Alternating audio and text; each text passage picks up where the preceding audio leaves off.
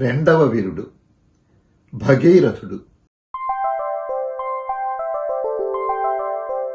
పూర్వబంధుజనుల ముక్తులంచేయంగా గంగ శివుల కొరకు కఠిన దీక్ష కలిగి. పూర్వబంధుజనుల ముక్తులంచేయంగా గంగ శివుల కొరకు కఠిన దీక్ష కలిగి.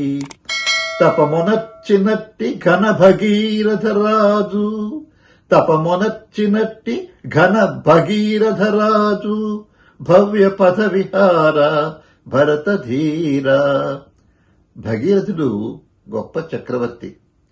ఆయన తన పూర్వీకులకు ముక్తి కలగాలి అనే భావంతో ఆ పూర్వీకులు భస్మంగా మారిపోతే ఒక ముని శాపం వల్ల ఆ భస్మరాశుల మీదుగా గంగానదిని ప్రవహింపజేస్తే వాళ్ళకి ఉత్తమ లోకాలు కలుగుతాయి అని పరిపూర్ణంగా నమ్మి ఆయన ఘోరమైన తపస్సు చేశాడు గంగాదేవి కోసం.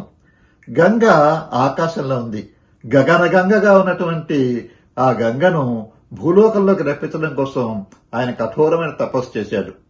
గంగ ప్రత్యక్షమైంది. ఈయన తన కోరిక చెప్పాడు, అమ్మా దివి నుంచి భూమికి దిగి రావాలి నువ్వు అని చెప్పని.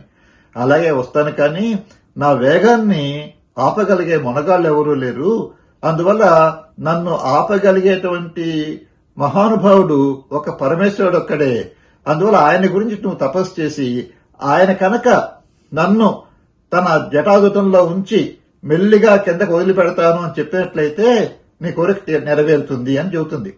అప్పుడు ఆయన మన భగీరథుడు తిరిగి పరమేశ్వరుడి గురించి తపస్సు చేశాడు, కఠినమైన తపస్సు. పరమేశ్వరుడు ప్రత్యక్షమయ్యాడు.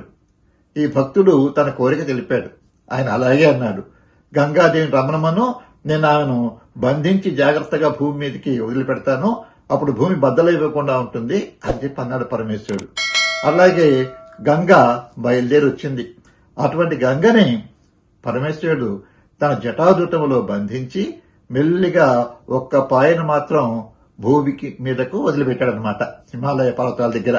అక్కడి నుంచి గంగమ్మ బయలుదేరి వచ్చి ఈ భగీరథుడి రథం వెంటనే బయలుదేరి వెళ్లి ఆయన తీసుకెళ్లినటువంటి ఆయన పూర్వీకుల యొక్క భస్మరాశుల్ని తన జలంతో పరిశుద్ధం చేసి వాళ్ళకి ఉత్తమ లోకాలు కలిగేట్టుగా చేస్తుందన్నమాట. అందువల్ల పట్టుబట్టి సాధించిన వాడిని, అరే వాడు భగీరథ ప్రయత్నం చేశాడు, భగీరథుడు అంత కష్టపడ్డాడు అని మెచ్చుకుంటూ ఉంటారన్నమాట. అటువంటి కష్టానికి, శ్రమకి, పూర్వీకులు ఉండే భక్తికి, భక్తి ప్రపత్తులకి ప్రధానమైన కారణమైనాడు భగీరథ చక్రవర్తి అన్నమాట. అటువంటి భగీరథుడు పూర్వబంధుజనుల ముక్తులంజేయంగా గంగ శివుల కొరకు కఠిన దీక్ష కలిగి.